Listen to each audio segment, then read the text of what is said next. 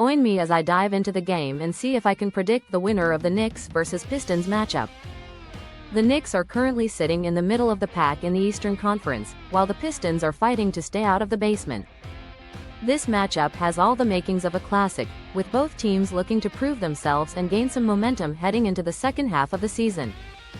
The Knicks are facing a tough challenge in the form of their own inconsistent play, having lost several close games in the past few weeks. They're also dealing with some key injuries, including a sore knee from their star point guard. The Pistons, on the other hand, are struggling to find their footing on the road, having lost their last 5 away games. They're also having trouble containing opponents' top scorers, which could be a major problem against the Knicks' high-powered offense.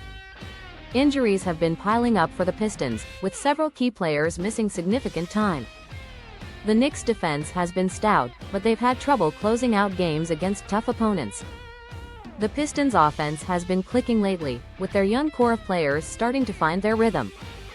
They've been moving the ball well and getting open looks, which has led to some big scoring nights. The Knicks have been trying to shore up their defense, but they've had trouble stopping teams that can shoot from the perimeter. The Knicks' recent losses have been marked by a lack of energy and intensity, which has allowed opponents to get easy baskets and control the pace of the game. The Knicks and Pistons have a long history of competitive games, with several matchups going down to the wire in recent years. The Knicks have had the upper hand, but the Pistons have always found ways to make it tough on them.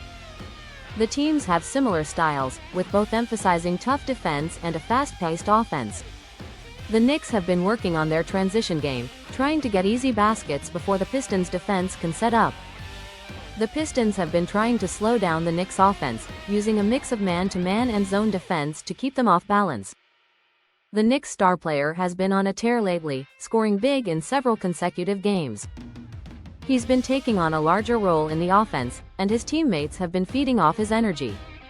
The Pistons' big man has been a force to be reckoned with, using his size and strength to overpower opponents in the paint.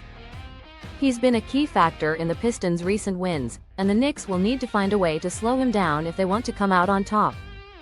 The team's past encounters have been marked by a lot of physical play, with both teams battling for every rebound and loose ball. The game came down to the wire, with the Knicks trailing by 2 points with just seconds left. Their star player drove to the basket, drawing the defense and kicking the ball out to an open shooter. The shot went through, giving the Knicks a thrilling 1-point win. The crowd went wild as the Knicks celebrated their comeback victory. The Pistons were left to ponder what could have been, having come so close to pulling off a big upset. The game was a back-and-forth affair, with both teams making big plays and neither able to gain a clear advantage. The final score was 102,101 in favor of the Knicks, with their star player leading the way with 32 points.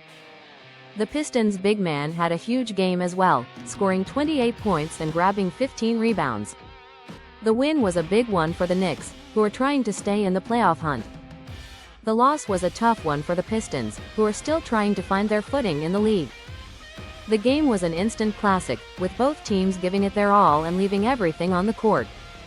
The Knicks' win was a big statement, showing that they can compete with anyone in the league.